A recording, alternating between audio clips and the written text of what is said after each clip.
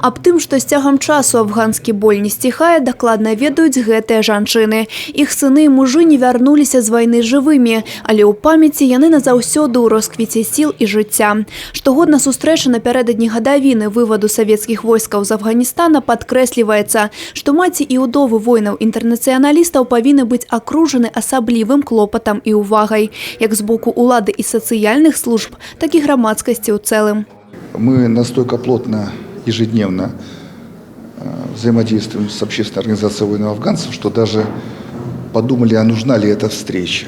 Потому что реально мы не ждем год, чтобы обсудить какие-то проблемы. Вместе с тем, при всем этом плотном взаимодействии, я вижу в ней какой-то особый ритуал. Власть показывает, что забота о этих людях – это наша часть нашей деятельности, это наш нравственный какой-то посыл. Зараз у Брэсце і раёне пражывае 1321 ветэран вайны ў Афганістане. 335 чалавек стаяць на ўліку ў Брэсцкай гарадской арганізацыі Беларускага саюза ветэранаў вайны ў Афганістане. Основные задачи Брестской городской организации общественного объединения «Белорусский союз ветеранов войны в Афганистане» – это социальная поддержка инвалидов, семей погибших и ветеранов войны.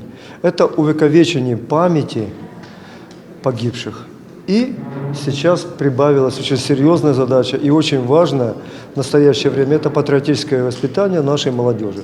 Задаць хвалюючыя пытанні кіраўніку горада і атрымаць на іх адказы. Усе прысутныя маглі абмеркаваць са старшынёй гарвыканкама самыя розныя тэмы. Все вопросы, какие нужно решить, мы отдаем нашему председателю ассоциации Пухальскому Сергею Владимировичу. Если материально кому-то надо помочь, вот, допустим, на приобретение лекарств, это тоже выделяются средства. Не менш важная за матэрыяльную дапамогу і маральная падтрымка гэтых жанчын. І сёння неабходна памятаць імёны і подзвіг тых, хто загінуў у Афганістане. Памятаць пра саму гэту вайну, каб падобнае больш не паўтарылася. Анастасія Цыкунта, Грана Капян, тэлерадыёкампанія «Брэст».